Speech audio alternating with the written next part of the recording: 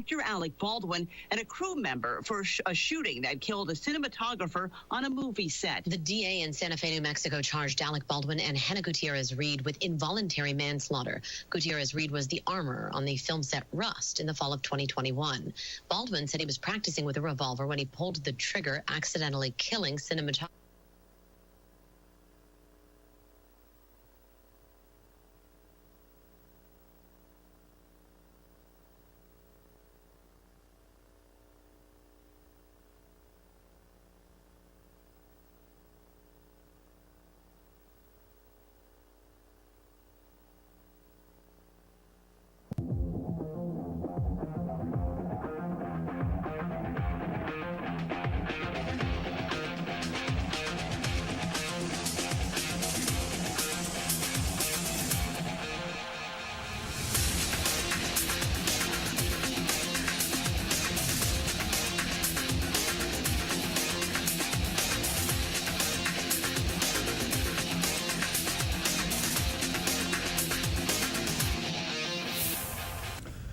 Good evening. It's Thursday. Let me count, guys. January 19th, 2023. Welcome to Between the Lines.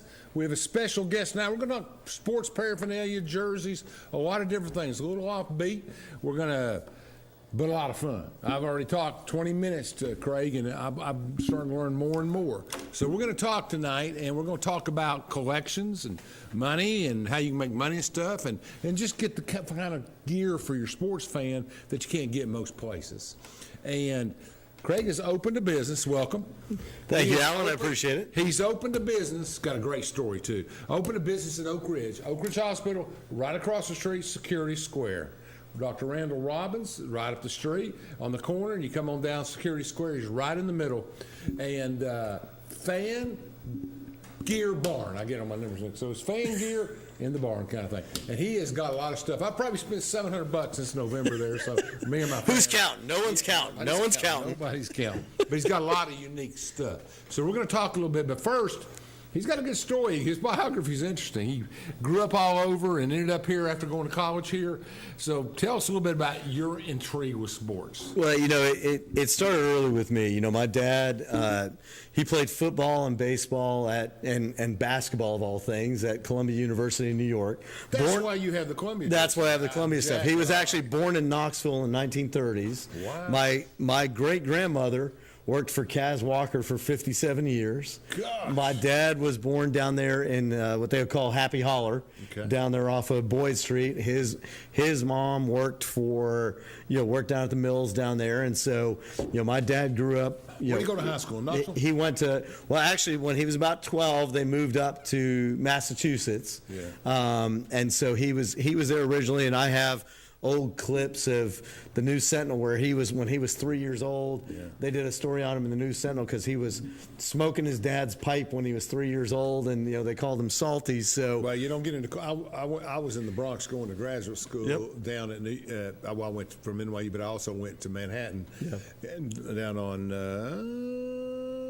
to below 231. But I mean. It was up enough to be out of the Bristol Riverdale up there, but Columbia's one of the finest schools on 96, one of the finest schools in the country. Oh yeah, and he especially in those days. Oh yeah, in those days, and that's what he had a brilliant mind, and unfortunately, we'll kind of get into this in a little bit, but he passed away about a year and a half ago, and he played baseball. He installed in my life, he installed in myself and my brother just an absolute love of sports. He was always my baseball coach, hockey coach. Yeah, me too. He was that way with everything. He had a very very Irish family, so had a great sense of humor about things. Me too. Yeah, and so he wound up instilling that in myself and my brother. Sure. And for me growing up, we would go to old Washington Redskins games when we moved back to the Commanders now, I guess. Yeah. But the old school Washington Redskins games, and he was a big New York Giants fan, so he would always cheer against the Redskins. Yeah, I got it. And he would always get into things, so he installed. Well, he's part of that Y.A. Tittle group. Oh yeah, he was Sam Huff, Y.A. Tittle. That was a man. Oh yeah, he played for both of them. He played Gifford, all those guys. Yeah. So that's what they were good. The stories I grew up with. Late 50s, early 60s, and so that was the stories that I always grew up with. And so I was always a sports guy. Played every sport that I could. Now you're going to know the answer to this, but I'm going to say it. Maybe a lot of people, and you think about it out there, Who's the greatest baseball player to ever play at Columbia? It takes about 30 seconds. You think through it, you do it, but it was Iron Horse. Oh, yeah.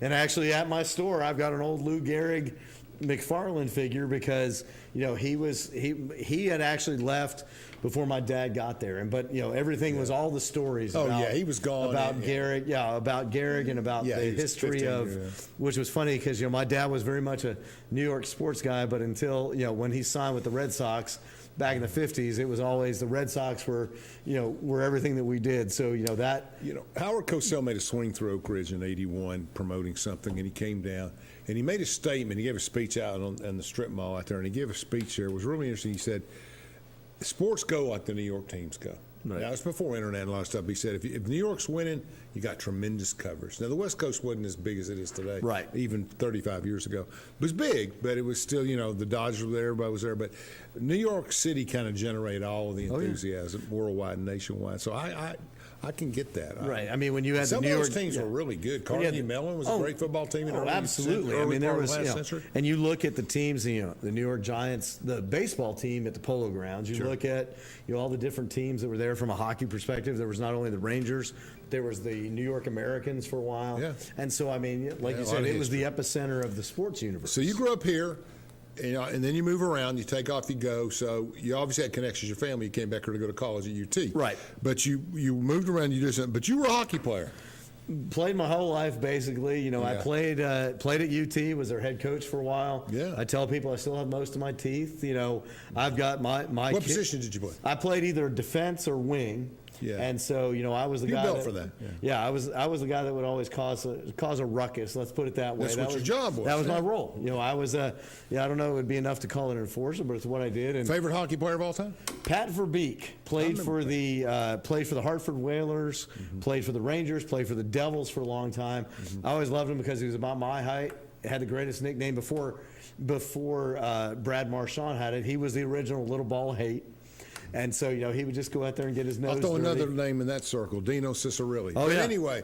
Dino would do that same sort of thing back even when the North Stars days. But the Flyers in the 70s were so physical. Oh, God. And that's what I try to explain to, my kids all play hockey. Yeah. My oldest daughter, she's actually got a scholarship. She's playing women's college hockey up in Pennsylvania right now. My son, who's 16, plays travel hockey. My son, who's 14, plays hockey and baseball. So, I mean, to me, it's been a big part of everything we did. And my little brother played. It's good. My son hockey. lives it. I mean, he's on the phone. He'll come down and he'll say, I don't like Philadelphia for this reason. And I'll say, well, what's the problem? He says, well, one corner's off and the other one's on the injury reserve and they're too slow in the back.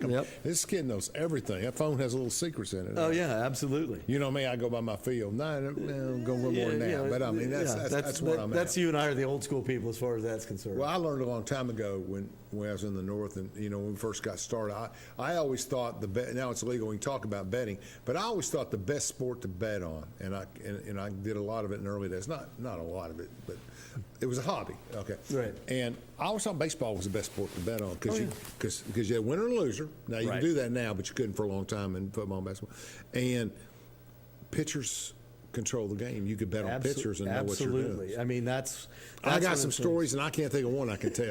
The New York Mets partied a lot. I mean, we just had all kinds. It's just funny stuff. I mean, I got Joe Green stories. I got so many stories I can't tell. But I did take a group of Gridgers up there for the '94 AFC Championship. I'd moved back down here that year, and I went back up with my guys, and we had a lot of fun up there. A lot of fun. Jimmy Norman, Chris Simmons, a lot of the guys went with us, and Robert Williams, and we had a lot of fun.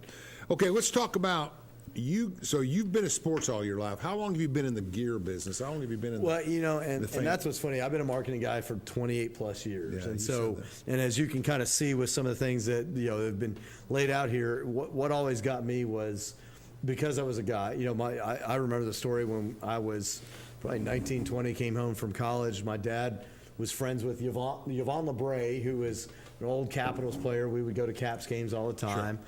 And, and my dad had bid on an auction before those were a big thing and had gotten a Bobby Carpenter jersey and wound up getting a Michel Goulet Quebec Nordiques jersey. So for me, the thing has always been, finding things that are unique, different, people that have come to the store, you've seen it come to the store. I have a University of Connecticut game-worn football jersey in 2003, 2004 when they were sponsored by Aeropostale. And people come in and look at that and go, wait, is that the same Aeropostale? And so to me, it's always been the case of finding different, unique things that other people would enjoy, that I enjoy. The joke running is that if it makes me kind of grin about something, then it brings back memories, and I know it will for other people. I got to tell you one more hockey story, and then we're going to move on. In 1992, the Pittsburgh Penguins were on their second in a row Stanley Cup championship.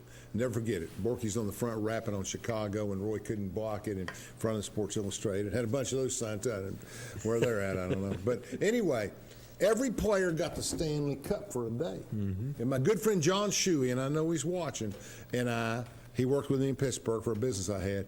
And we were close friends with Borky. Phil Bork and us, we ran tracks together, ate dinner all the time. We all had nicknames. We loved Phil Bork. I mean, my favorite player. Oh, yeah. But watching Lemieux was an honor. It's kind of like watching Brady. It's better than everybody else. But anyway, so we got the cup for a day. So I had made trips to like 8 little cities in Ohio and everything.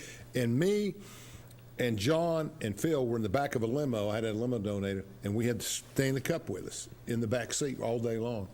And John sat there, and I'll tell you a story. John sat there armed, and he sat there, and we go and sit on a desk. I'm telling you, there were 200 people lined up just to see this trophy. It was unbelievable. Borky was there signing autographs. Everybody loved Borky. But, I mean, we had all that going on. I can remember Wellsville, Ohio, and Cameron, West Virginia, with all small town stuff. Oh, yeah. And they just loved it. It was like the second coming. I mean, they just loved everything. And I'll never forget that. The great thing is, inside the cup, Calgary 2011, the cup was originally, more than I do, Tom.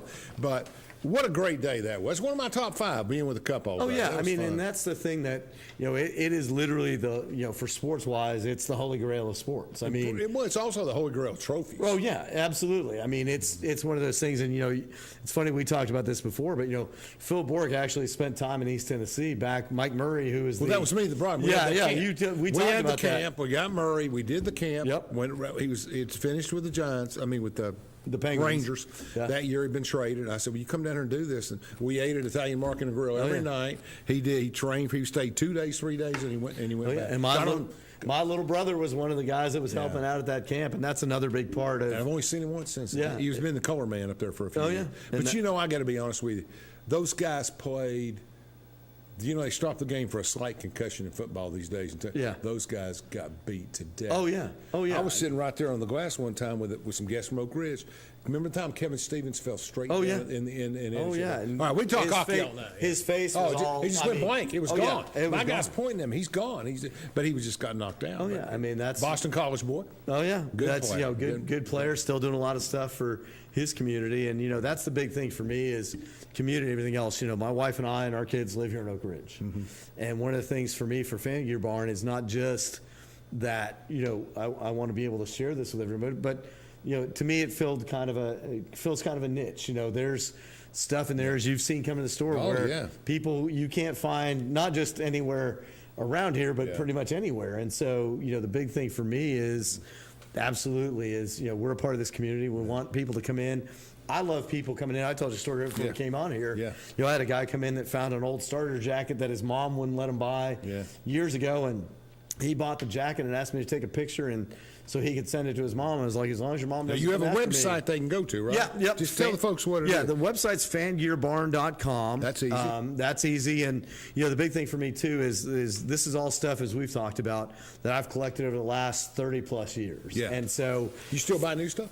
Trying not to. My wife was, when you said that, my wife's watching, and my wife Jenny's probably going, you better not be, because, it's one of those things. But to me, one of the things I'm doing is, as I'm putting new things out, before I put them on the website, I put them in the store so that folks in our community can get first access to them.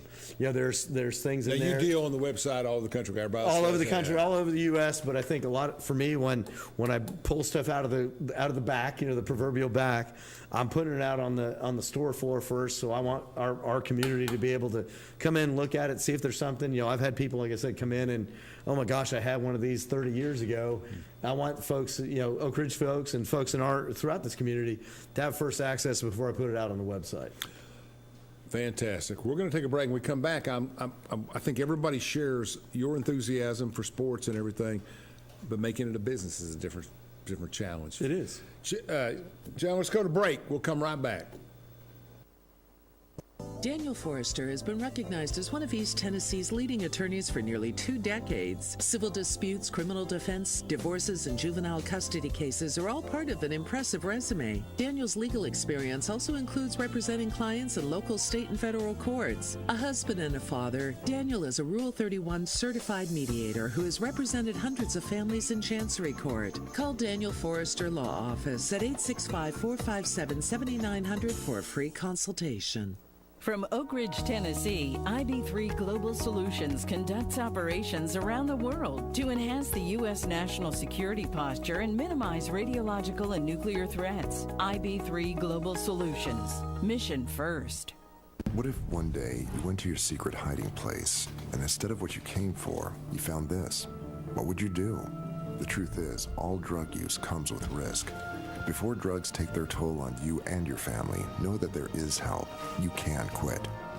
If you or someone you love is struggling with drug use, call 1-800-662-HELP for 24-hour free and confidential information and treatment referral, or go to samhsa.gov/knowtherisks. Hello, I'm District Attorney General Dave Clark. My fellow DAs and I successfully fought for new elder abuse laws and procedures that have police departments and agencies using improved tools to protect our seniors. Victims of elder abuse are often unable to recognize or report abuse themselves. They need your voice. If you suspect abuse, contact local law enforcement or adult protective services. Let's work together to protect our seniors. I'm Andrew Saul, Commissioner of Social Security. Beware of telephone scammers pretending to be government employees. Real Social Security employees will never threaten you. Callers threatening you with arrest or other legal action and demanding money are not from us. If you receive a call like this, hang up, do not provide them with any form of payment or information. Report the call at oig.ssa.gov.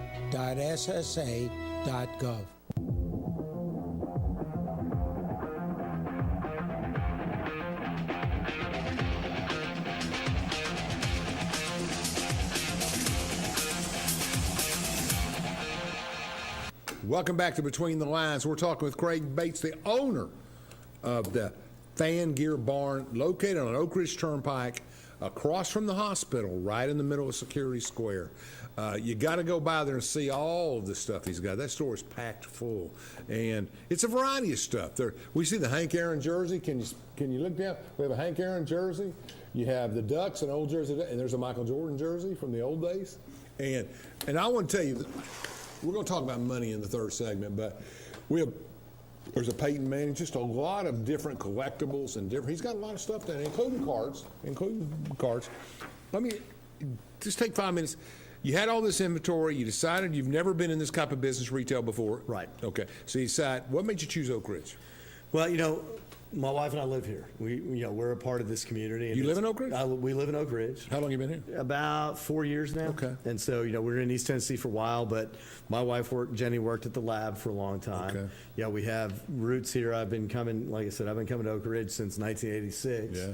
And, we found a great community, great neighborhood to live in. We absolutely love it. And so for me, when I've talked to people and there's people like, me playing hockey for so many years, Sure. I know everybody that plays hockey and everything else around here in town, and different people. Back in the day, I used to work for Channel 10 when we used to do local football. So, I've known a lot of people. And to me, that's the thing that's the most important thing to me is not only, I don't want people to have to drive, not only do I don't want to have people drive to Knoxville, drive all the ways to get the stuff, but I also want them to have to pay the prices. I mean, that's, my age, I'm 54. I tell people that when they come in the store, and I'm like, when I see the prices of things are, and I can't count how many times people come into me and say, look at the different unusual products I have in the store and say, you should be charging more for this. And I'm like, I don't want to do that. I want people to have that feeling that I had when I would find the items in front of us, when I'd find different things, and you find it at a thing that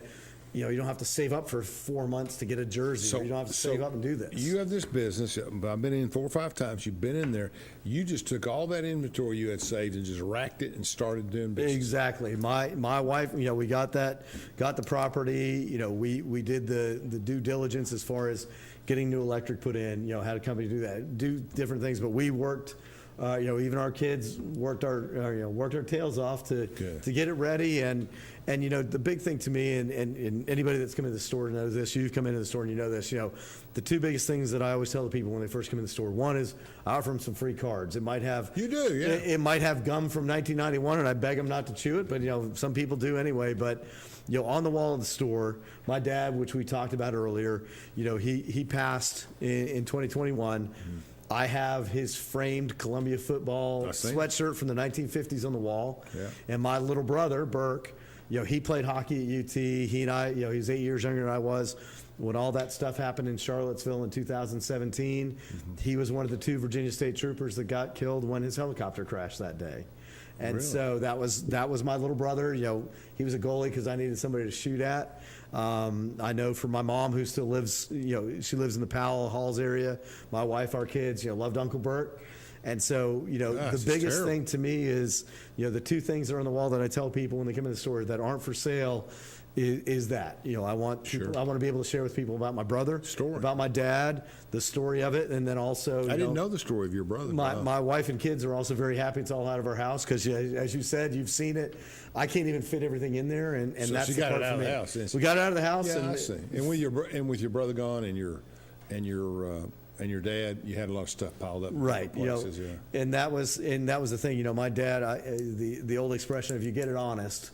After my dad passed, he had 4 10-by-20 storage bins that my mom and my wife were helping clean up, get it down to 1. And I kept looking up, going, Dad, what were you thinking? And then in stereo, my mom and my wife are going, you're just like him. You can't say anything. So I'm like, I got it honest. So, I mean, that to me is, and that's a big part of this, is sharing not only the story of them and keeping their memories alive, but also I want to share things, as you know, when you've come in there and seen it. When people come in, you can't get around. You can't get around. Yeah, there's so much stuff, and it's those memories. I love people walking in and just memories flooding back. So turn it into a business. My son went in there and bought 2 or 3 John Moran things. He loves the Grizzlies. Oh yeah. Well, you didn't accumulate that over 20 years. No, there's a few things that I've found that I know that people would like, and so me having. Well, you're learning the market too, right? And having been a marketing guy for 28 years, there's folks that I know, and I'll have people come in, and actually that came from, I think, a conversation your son and I had about looking for John Morant things. I'm like, hey, if I can supply these, I talk to people I know. Sure. I get them in, and I still am able to give the same prices. Oh, and my wife, no problem. Get it out on the table. They'll buy. I think they bought 2 things that day. Yep. $100 something. I mean, it's good stuff. They love it. Let's talk a little bit. We're going to overlap a little bit. Yeah. Let's talk about value. Let's talk about collectors for a minute. In the last 3 years, I didn't this year, but 2021, 21, 22, I don't remember if I did 19, 20, or maybe just done 2 years. I'll bet you I have 8,000 cards, maybe 10, all in glass. I mean, the inserts are worth 800. But I tell you, if I'd done it all over again, I wouldn't open any boxes. Right. Because the boxes I had that I bought for $85 and $90 now worth $200 in 2 years. I mean, I would have probably done. But you're looking for rookies. You're looking at I probably have 20 Burrows. I'm getting to the question. All rookies, right? 18. I got about 700, 800 cards. I got rookie cards and hockey too, and other. And I'm getting all this down. So I got these 800 or 900 cards, which are probably worth $7,000, $10,000. Right. So I've got them down. I'm saving them. Keep them at work safe, and you lock them up. And the point is, you get into them. But the question is, how do you merchandise that stuff? I mean, how do I get? I mean, you get them. You know where to buy them. But when you sell them, it's a little bit different, online, et cetera, et cetera. Right. And is there a market for it? I mean, do people who own and collect, how do they sell them? That's the first question. Right. The second thing is, where's the value? Would you rather have a Michael Jordan autographed jersey or a Michael Jordan autographed basketball? See, to me, it's and it goes back to, and you had the exact point there. It's value. It's what it's worth. There's a difference between a value and what it's worth and what someone's going to pay for it. If there's, one of the things. I equate the two equally. Yeah, exactly. But, you get people that come in all the time and they want, with the way that the market is with collectibles especially, beyond jerseys and things like that, but the market is, well, does it have an authentication piece? Does it have this? Does it have that? If it doesn't have an authentication piece, then some people look at it as an investment, which, you know, you and I have talked about this before. You know, to me, I want to see the joy of having that. You know, the value of something is, yes, if you have a card, if you have a Jordan signed jersey, if you have a Jordan signed basketball, you send it off to this other company, be it a JSA, be it a Beckett, be it one of these people, you wait X amount of time, you get it back, and it, you know, it might quadruple in value. It might, you know, 10 times the value. But can you find someone to buy it at that price? You know, and that's the biggest question with this. You know, it's almost like I'm a student of history. It's a very speculative industry. Sure. If you see somebody that comes in and says, hey, I've got this Michael Jordan, I've had people call me from around the country asking me where I recommend them send it to. And I tell them the Beckett's, the JSAs, the PSAs, all these different places. But again, you know, is it one where you're doing it because you're looking at it as an investment, or are you looking at it as something you want Well, when to you enjoy? buy 8,000, it's an investment, right? Yeah. Well, let me say I completely agree with you on that Let me point. say this.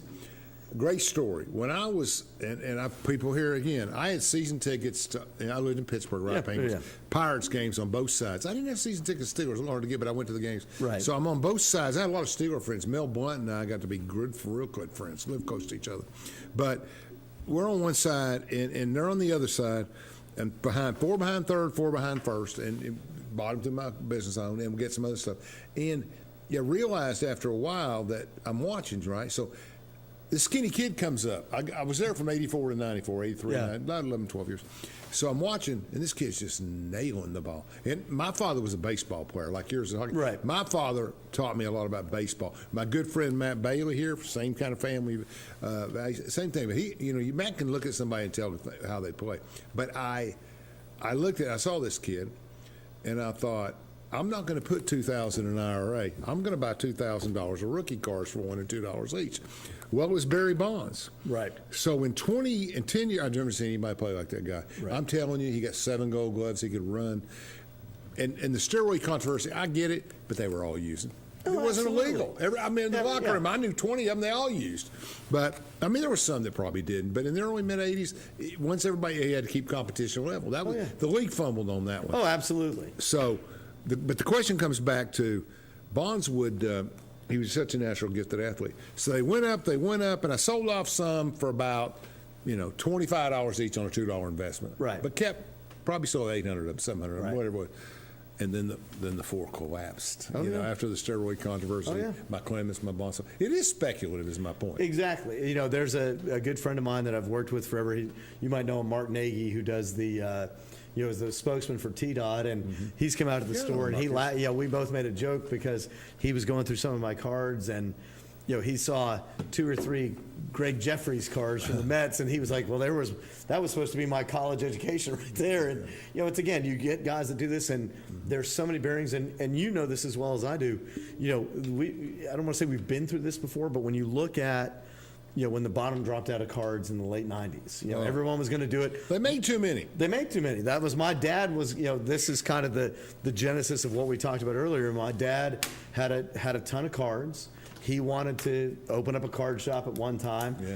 Bottom dropped out. He had all these cards with no market. As you like you said, everybody started printing cards. You would see, you go back and look at them, and some of the cards that were being printed weren't worth the paper they were printing. My brother-in-law left me, I want to say, 1,200 scorecards, which was a modern, and I think they were all from 91, 92, and there was maybe a couple worth a quarter. And that's what the thing now is. To me is when you look at all the cards now, and I tell people I have cards at the store.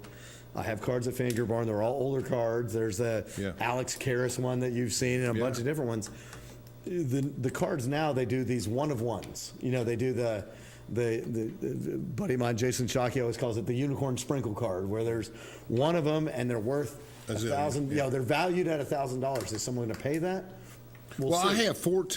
I have 14 rookies of different people. With all that year, those 2 years I bought was Tua, Burrow, right.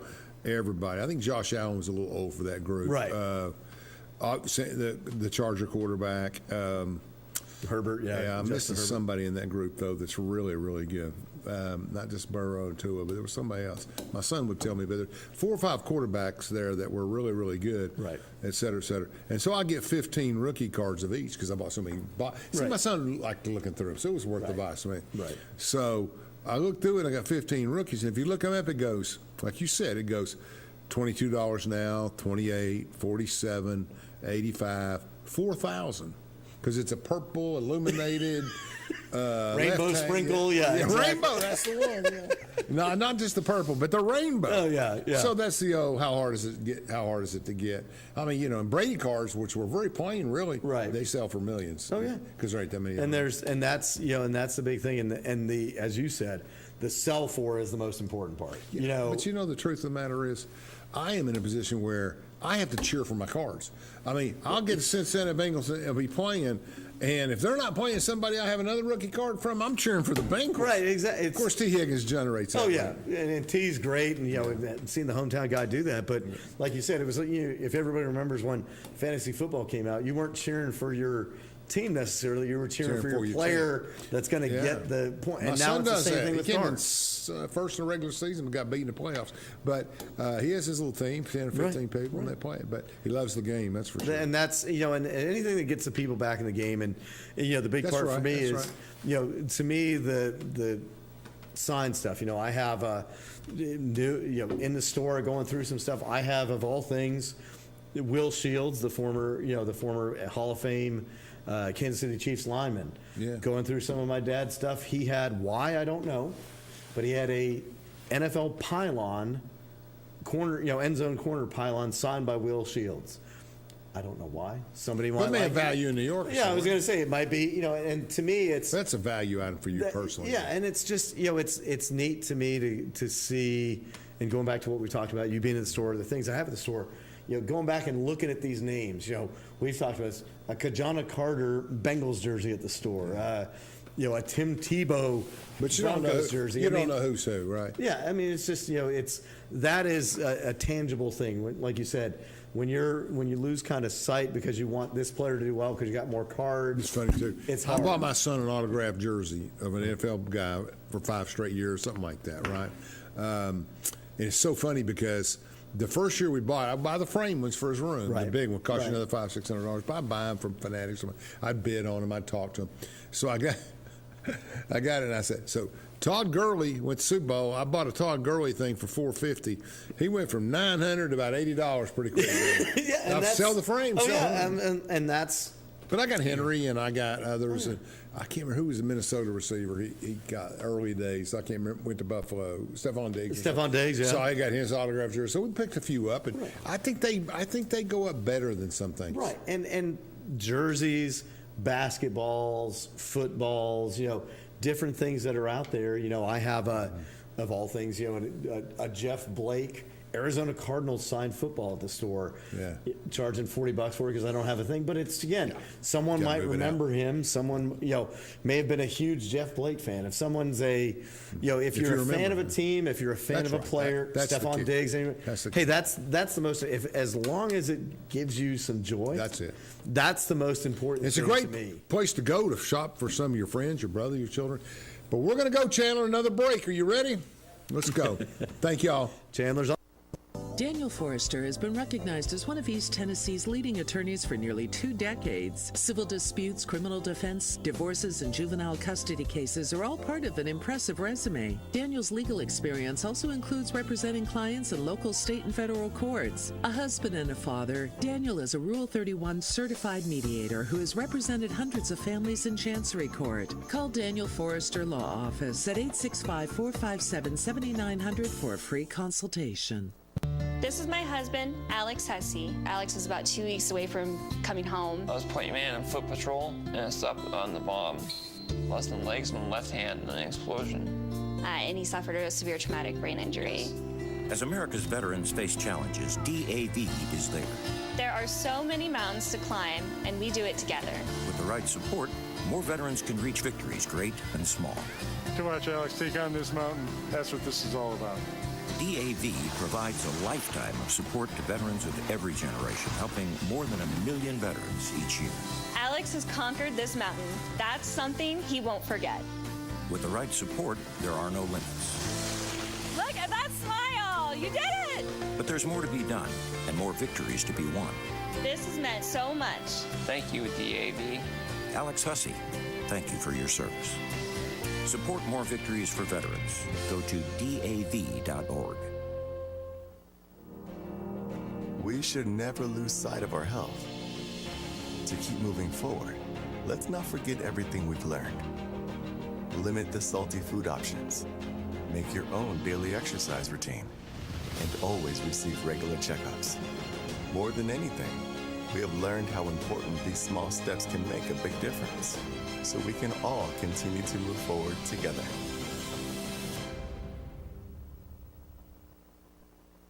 From Oak Ridge, Tennessee, IB3 Global Solutions conducts operations around the world to enhance the U.S. national security posture and minimize radiological and nuclear threats. IB3 Global Solutions. Mission first.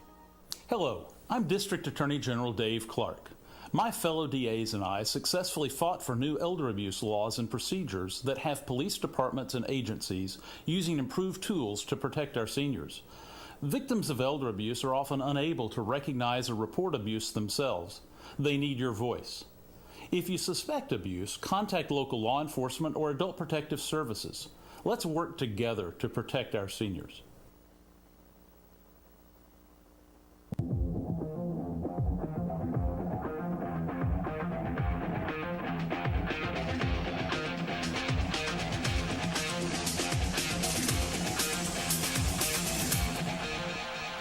Welcome back. This is one of the more interesting shows. Y'all get bored with politics and news and all that stuff, but I'm telling you, we're talking to Craig Bates, who's lived everywhere, done everything, a great father, and a daughter who plays hockey. Where'd she go to school? Alvernia University up in Pennsylvania. Where's Alvernia? What city? It's in Reading, PA. Oh, it's way up Reddington. Okay, north. I got you. It's east side. Yeah. It's just Pittsburghers. We try not to go past. They're you go to Philadelphia and you hang a left. So, and then my other kids. You know what our Rooney used to say? Our Rooney used to say, if you get broke down in Pittsburgh, somebody will drive you where you need to go and get you there. In Philly, they just keep going. Yeah, or they'll take the tires off your car. Yeah, or something like that. Rooney was the best. Oh, he was the greatest. What do you see the most demand for around here? What do people like? Do you have to carry a lot of UT stuff? I do, but most of the UT stuff I have is the vintage stuff. It's the older stuff. That's all right. I've got old puffer jackets. I got everything else. You'll get some folks that, and that's what I tell people. I mean, the store is not. Yes, I have UT stuff. Yes, I'm a UT grad. I played hockey there and everything else. But I mean, you can find the same T-shirts everywhere else. To me, it's an old UT. But if they're walking through the store, if they're walking through the store, I've got UT stuff. I got an old UT Rawlings baseball jacket. Got old jersey, basketball, football, everything jerseys. So I try and kind of carry everything. And again, it's just stuff that I've pulled together. I bought that Notre Dame jacket, and it's heavy. Oh yeah, it works really good. The one I bought. I think my wife bought it for me actually. She but did. It really, I grew up. I said Irish, we're all the same. But I've got buddies here in town, sponsors, everybody who grew up in Philadelphia, New York, and everything, and they're from all walks of life. Some go to church, some don't. But they grew up in an Irish home. Oh yeah. And they pull for the Irish. On Saturday, Dad was on the money, man. You're gonna be playing like a champion today every time. So it don't matter. And that's the part to me that I enjoy is I'll have people come in and you've seen this where someone will come in and say into the store and say, I've got a random question, or I know you probably don't have this team or that team, and I'm just I do. I've got something pretty much for everyone. I had, my favorite one is I had a guy to come in and did that same thing. Right before you had come in that one time, and he came in and he goes, I know you don't have this, but do you have this team? And I was like, of course. It was a Miami of Ohio thing. Yeah. I had a couple of things. So he came back a week later. He was browsing around looking in the store. Somebody else came in that I didn't know that was first time in the store, and they started to say, hey, I know you probably don't have this. And this guy, before I could even say anything, this guy who's like, I'm going to stop you right there. I did the same thing to this Craig guy last week. He showed me to have it. Just ask him because he's probably got it. Yeah. And that's the thing for me. Something. There's something. There's at least something there for, it doesn't matter if it's international soccer, if it's a Iceland team handball jersey, if it's, a hat, shirt, whatever. It's just it's mind-boggling. And I always get to see, my two favorite things with that is people come in and say one of two things. This was all in your house? Yeah. Yes, it was. And, and I'm surprised your wife didn't, dispatch you. And the other thing is, I'll have people now coming in, husbands or spouses that will come in.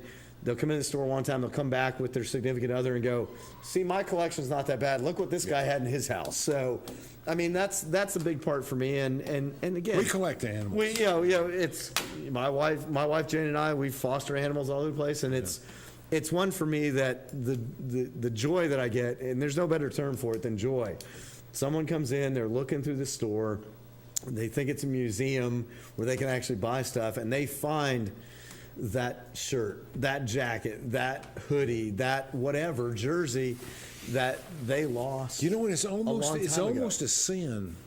It's almost a sin to go into a store like that and not buy something. Well, everybody wants to spend $20. I'm not leaving here. No, I'd be embarrassing. And that's what I tell people. I'm like, I love people coming in. One of my favorite stories, I had a lady come in right before the holidays, and she said, she was looking around, she goes, oh, my husband will love this store. And I said, that's great. She goes, do you sell gift cards? I do.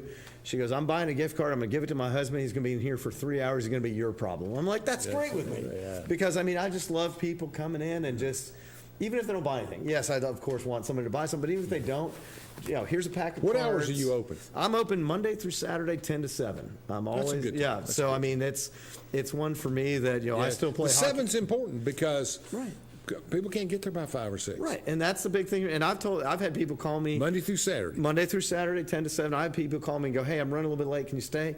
Absolutely. That's the thing for me. The one thing I always tell people is Saturday mornings, I play hockey at 7 in the morning with a bunch of 15 over guys like me. So Saturdays I might not be as mobile as I am most of the rest of the days, but I'm always there open by 10. So. Fan Gear Barn. And I'm surprised you got the website. Nobody else called that? Nobody called that? FanGearBarn.com, folks. Just look. Fan Gear. How much stuff's on the website? Probably about 3,200 items, and there's another. Wow. And my wife's on there. And there's another probably 1,100 that are in the store that I haven't put on the website yet. Yeah. So literally, there's a lot of stuff that, like I said, we kind of alluded to it earlier. I want our local folks to be able to come in and get things first, especially UT items. I've got ETSU, Carson Newman. I've got Tusculum. I've got every. So you had all this inventory. Yep. Huge inventory. What percent's gone? 5, 10? 5-10% tops. Yeah, okay. I mean, there's just more. You've been open 3 months? Huh? How long you been open? 3 months. Yeah. Late October, yeah. I mean, and to me, that's the part that I love is, and you and I talked about this, like I kind of alluded to earlier. People come in and go, hey, can you find me this? Although you've seen all the replica championship rings. Yeah. I had people come in and ask me, can you find me a replica championship ring for this team? Can you find me one for that team? These things go up in value fast. I've researched them. If you get one that's 25 years old or I think you had a Brady in there or something. I did, and $400. And the one thing that it was big. My dad had was the Funko Pops. The little kind of big bobbly head guys. I love those. My dad, God love him, would drive my mom nuts, but my wife Jane and I would go places and he would collect them. So I brought in, and sell them, give the money to, do it to my mom, but he had probably 125 sports pops.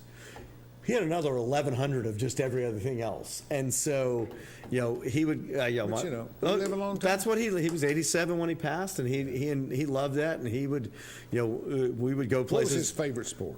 His favorite sport probably was baseball. Always would be because he was a baseball guy. It's his generation. It's all there was. That's all he cared about. He went up against guys like Dick Raditz in the minor leagues. He said that was what time. What position did he play? He played third base. Okay. And so he would, and back in the day before the NIL stuff and everything else, he was a hard Irish guy, reddish sort of hair. He would play in the industrial leagues in New York in the summer times to make money. My dad did the same thing. Yeah, and so, he would go up and play that stuff, and he would tell stories about playing in the minors. And right here in Oak Ridge, there's a great history because during the war, all those major leaguers couldn't go to war. They came down here and played ball and worked the plants. And that's one of the things that my paternal grandmother, she worked at the lab. as a typist, clerical, worked out here. And, and I always grew up learning about the lab, Jenny working there, being familiar with it. We got able to take, my dad would go, bring him out here, and he would vaguely remember places that his mom would take him. My dad worked there 30 years and dropped, had a heart attack, fell through his door at 61. So, it is a war, and that's another wartime injury. I mean, expansion of the heart, uranium exposure, there's so many things that. And he just said, "Look, I did my part." Yeah, that's it. That's exactly what it was. I got no complaints. That's and that's that generation that just gave more of themselves to everybody else. As unbelievable. Yeah, and I think to me that's the best part of being able to honor his memory, honor my dad's memory, honor my brother's memory. Is just having him out there. He was a second baseman, shortstop, semi-pro, and other stuff, and hit 550 in college at Rhode Island. I mean, stuff like that. He could hit the ball. So he won a couple batting crowns in 46 and 7 here in the plant leagues. But he told me something. He said he kind of surprises me something because he's always old school. I said, who do you think the best second baseman is you've seen? He loved Charlie Gehringer as a kid. But I said, who's the best one? He said, Joe Morgan. I about fell off my chair. Oh, yeah, I was he going to say loved that. Joe Morgan. Oh, yeah. Loved the way he turned double plays. Loved the way he did everything. He was a big Joe Morgan guy. But yeah, I mean, to me, that was what I grew up with and I think I told you this. I was at the Bucky Dent game with my dad in '78. When me and Bucky used to go out on Alcoa Highway. You told me that. Remember me and Bucky and a couple of them. Brian Downing was there. There was a bunch of guys. We used to go out there late at night. But yeah, when the '78 game. Yeah. That was the first and only time I ever heard my dad drop a serious swear word, because when Mike Torres let that slop curve out of his hand, it was just, And I keep telling everybody, I grew up a Reggie Jackson fan. Well, at least I didn't grow up. In my college days, I became one in high school in '78. But people forget. The Bucky hit 300 home, but it was Reggie's double in the ninth that won the game. Oh yeah, I mean it was the one that did it. I remember, that's what when I tell people when they ask me, because I tell them I was a Red Sox fan forever.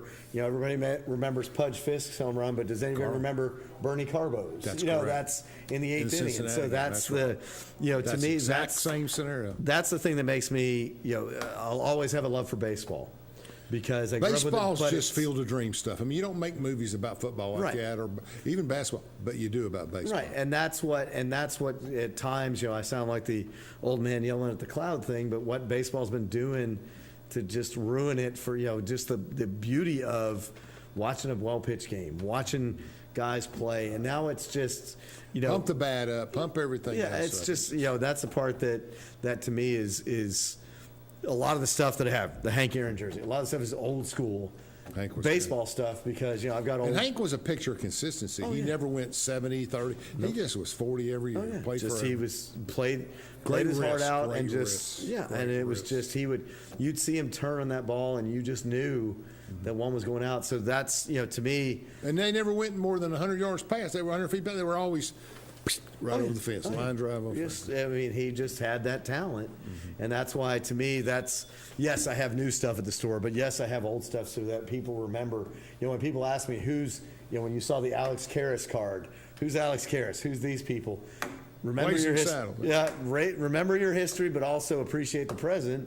When you think about the Los Angeles Rams and Detroit, there were Minnesota Vikings. There was some serious defensive football in that day. Oh yeah, that was one of the jerseys I have in the store is an old Deacon Jones jersey, which I explained to someone. I had a friend of mine, Garrett, that comes in the store. He was like inventor of the head slap. It's that old days. I always say about my friend Mel Blunt. I said, and Willie Lanier told me this one time in a Pittsburgh party. He said.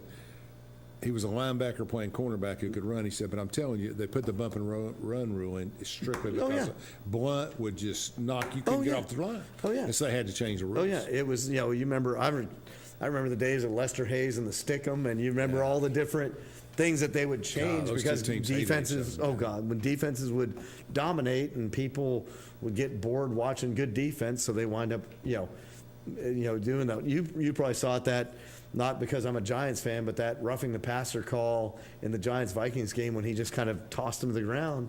I remember Eric Hipple getting knocked out on the sidelines for the Lions. I mean, it's just changed so much. Absolutely. But you're exactly right. I mean, I kind of like Daniel Jones. He's come out of nowhere. I went to see him when Notre Dame played at Duke, and he didn't play much. He was injured, but I mean, he's pretty good.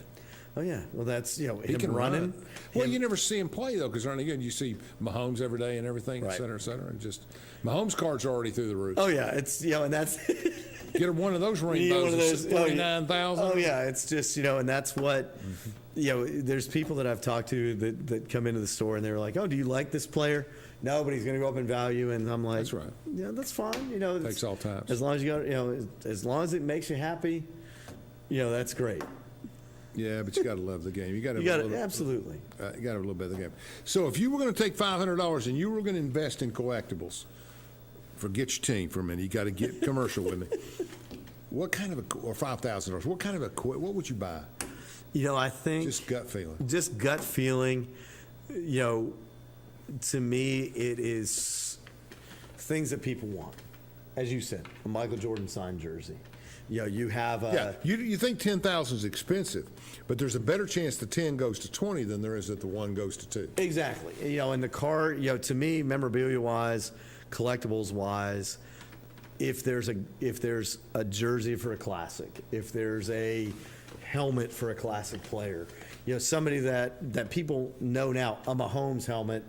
It doesn't matter what he does from here on out. A Brady, as you know, Brady stuff's skyrocketing. Oh. Ben Roethlisberger, his stuff is going up since he retired. You talk about there's people I know that had sunk a bunch into Brett Favre stuff. Well, it's gone down since all the stuff's happened with him. Mm-hmm. The guys that if you can quantify that they wore this, that they made it this. A popularity contest. Yep. You're right. If you can quantify Peyton, right in front of me, anything Peyton Manning, he's always going to be.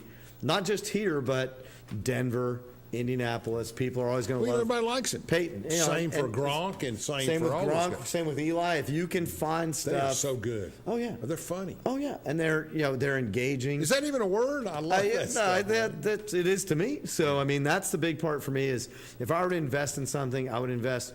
You want to diversify. Speculative. What are some of the guys that are coming out? A Jalen Hyatt. A Bryce Young. Maybe some of that may not necessarily a card because they're going to come out with the rainbow sprinkle ones. But if you can get a jersey for one of those guys. The rainbow sprinkle ones, how many are they going to be? If I've got one of one, well, that means that somebody out there going to want to buy it. But if you have a game-worn piece of equipment, if you have... But it gradually goes up like regular cards are regular cards. They go up from $1 to $5. Right. But if you spring the rookies out, it's the certain cards. Right. Now, purple prisms are better than regular. Right. Exactly. God got a lot of greens and purples, but this Manning thing sold. This is 20 years old. Yeah. Okay. And it sold for $25. What's it worth today? You're liquidating. I'm talking. To give you an example, I sell it for like $27.99. I've seen it. You're just giving it away. Yeah. I'm not. Well, I don't want to give it away, but I've seen it go from anywhere from $40 to $60. That's about right. That's about right. To me, that's the big thing. Your Brady thing you have in there, that's $400 or $500. Well, and actually it sold this past week. It was going from anywhere from $250 to $500. I sold it for like $210, $200 because to me, it goes back to that same thing. I want this stuff to go to people that appreciate. To people that appreciate, people that want. There's absolutely people that come in and are buying it speculatively. Hey, if I hold on to this for 2 or 3 years, I'm still going to sell it to them. But as you and I've talked about, most everything, if not everything in the store, the cards that I have a Matthew Stafford rookie card. It sells for, if it's... Last year was better. Oh, yeah. I'm just kidding. But if it's graded, it goes for $250, $175, $250. Mine's ungraded. I'm selling it for $40. If somebody wants to buy it and get it graded, more power to them. Can you look at a card and tell if it's gradable or not? I can. I've been around my dad's stuff, and I can tell, and I'll tell people, I'm like, look, this will probably be an 8. If you want to spend the $60 to send it off and wait 6 months, I'm selling it for $39.99. Enjoy. Well, that's good because I'm going to drop off about $2,000 with you. I'll pay you to assess them. But that's the thing with me. I sent 30 bonds in. Yeah. PSAs, and I got back, I want to say I got a bunch of 6s and 7s, 4, 5, 8s, and 1 9. Right. But and they've never been open. They were in that's 25 years. But I guess I expected more 8s, 9s, and right. And that's the part to me that. But if you looked at them, you said send these 8, don't send. Yeah, I would. Because I would know. But again, it's all, especially with the. with the card part, and that's the part that I worry that, because, as we've talked about, I'm not a card store. I have cards that my dad had. But to me, it's the most common. It's the most, people love him, and the thing to me is that, just like we talked about earlier in this conversation, they did so many cards, the market dropped out. Now it's so, I buy this card, I'm hoping it's an 8, it's a 7. Oh, I'm upset. I'm not going to, well, if you have to pay $40 to get it graded, now see, what's happened is they've gone back to pointing out they're going back down to $10 and $15 for 20 of them at a time. Right. But the point is, if you're going to buy one, people love the idea of having all the cards and seeing all the flash. But you may be only going to buy one jersey. I mean, you may only have $100 one time or whatever, autograph 300-400. Right. And that to me is the big part about it is, if there's a team you like, a player you like, Jordan, a Kobe. I have Kobe jerseys at the store. I have, John Morant that are in there. And I have some signed things. Get it, get that. If it's somebody you like, you're never going to regret it because it's somebody you like. You might, if it's not autographed, you might wear it. That's great. If you want to get it autographed, get it looked at, that's great too. But jerseys and helmets and those kind of collectibles, mini helmets, big helmets, whatever, those are always going to have value because. That's right. There's fewer up. There's fewer up. I have a Bob Lilly signed Cowboys helmet at the store. I've got a Dwight Stevenson one. These are things that... For the record, Dwight Stevenson was Miami Dolphins All-Pro center for a decade. Oh, yeah, and he was the one that Shula talked about was the anchor of them being able to win, being able to go undefeated. And it's some of the, it's not the flash of the purple prisms, it's not this, but it's something that you can, if it's a player you like, player you respected, or even if you want to do it as a speculative thing, those things aren't going to lose value like a card. And Tom Brady can tell you, offensive linemen matter. Yeah, he's been running for 12 weeks. He's been on his backside more than he ever has been. You think he quits, or do you think he plays again? I say play again. I think he'll play again. I don't think he goes out like I don't think he's going to go out either with the Raiders. There was a lot of talk with him going to him going to the 49ers, but now with Purdy being there, he'll go to the Raiders, which is close to home. And if he can get Sean Payton out there, they're gonna have fun. They're gonna do a lot for that, and he could be because he's still got he's got a 99 arm. Oh yeah, his problem is just he can't move like he used to. Now he never moved great, but he's just different. But you give him protection, he's a dangerous man. And he's gonna be playing in a dome in Vegas where you don't have the variances of everything out there, and he could settle down there and be the king of Vegas forever. The argument against him is. All his kids live on the East Coast. Right. They all moved when he moved, so he doesn't really want to leave the East. I say there's a good chance he stays there if they do the right thing. I mean, it'll be interesting. I could see him, if Tua doesn't work out, does he go to Miami? Because there was all that talk that he was going to do. Well, I want to tell him. I know he's probably watching, right? I mean, I want him to know. You better we'll take him in Nashville. Oh, yeah. I mean, I've heard that's a big, that's one of the four, destination. Only because Vrabel's his buddy from the championships, but... they got the baddest offensive line problems as Tampa Bay does. And I don't think they're going to get rid of Vrabel now, but, he's on pretty thin ice. So, I mean, it's going to be interesting to see. He's been so good. Yeah. I mean, they fired, what's his name, Leftwich today. Yeah, I saw that too. And they're not firing. The Bowles is too smart. They're not going to. They need a better eye. He inherited him. Oh, yeah. I mean, he there's walked too many into a good bad coaches situation. leaving that can come in there and do a good job. Absolutely. All right, that's where we're at. How about Tennessee? You still support the Balls? You do absolutely. Yeah, I mean, I'm a VFL. They had a great year, didn't they? They did, and so for me, the basketball team's doing well. Looking forward to the baseball team. Hockey team's still playing. If people look up ice balls, UT actually has the longest continuously running hockey program in the South. Since 1966, UT's had a club team. I remember. I was over there for a year. Yeah. I went over for a year. I was at Middle Tennessee playing basketball. Then I came here. Yep. Then I did some other stuff. I went back to MTSU and graduated. But I can remember rugby was the same way. They played down on that intramural field. They played down that field down there that's now the giant thing. So UT's hockey team, if you look up ice balls, they're still there. I'm still technically a member of their Hall of Fame. And people ask me, do you get anything for being in the UT Hall of Fame? I'm like, 5% off at Waffle House? I don't get anything. What are you talking about? It's just more than I get. Yeah. Tell me about your daughter's hockey. Because she's going to watch this, so I'm going to talk about her. Oh, yeah. What's her first name? Her name's Josie. Okay. And then I also have my son Luke. Where did she go to high school? She went to Hardin Valley. She actually, I coached her in when she played travel hockey here in town, co-ed travel hockey. She played 2 years for the Nashville Junior Preds women's team. Okay. And then there's a couple other girls from that team that are playing What for position? Alberta. She plays wing. Okay. She's been playing center. Wants to She's been score. playing- Wants to score. Well, and she's the one that's very conscious of what she's doing. My son Luke, who's the 16-year-old that plays travel hockey, he's the one that everyone, he's got my personality. But he's got better hands than I ever did. He's faster than I ever did. And our son Nathan, he plays football and hockey, and so they're all, it's all a sports family, and so Hands matter more today than they used to. Oh yeah, They always mattered, but now you don't have to take as much physical abuse as you did back then. Oh, yeah. You got good hands, they come out and knock you down right Oh off yeah, the top. and that was part of it. So all the kids love sports. I mean, it's just what they got imbibed with it. And Jenny, God love her, she's the epitome of a hockey mom. She travels all over the place. She takes care of everybody. We got 45 seconds. Had a great time, learned a lot. Absolutely. What do you want to tell people? What are we going to do here? Yeah, I just want people to come by and see us. As you said, Fan Gear Barnes at 977 Oak Ridge Turnpike, Security Square, right across from Methodist Medical Center. We don't know where that is. Yeah, everybody in Oak Ridge that's there, and just come out and look around. I mean, even if you don't buy anything, I'd love for you to buy stuff. But even if you don't buy anything, we need to come support. in and look around. We need a business like this. You need to not order online. You go. Do that, but come down and see him. I mean, he's doing a great job. 15 seconds, folks. We're going to have another show next week live. Mayor Gooch is coming on in 2 weeks. We got a lot to do. Hey, thank you so much for watching Between the Lines. Thanks, everyone. Thank you for coming on, Craig. Absolutely. It's my pleasure. Yes, sir. All right.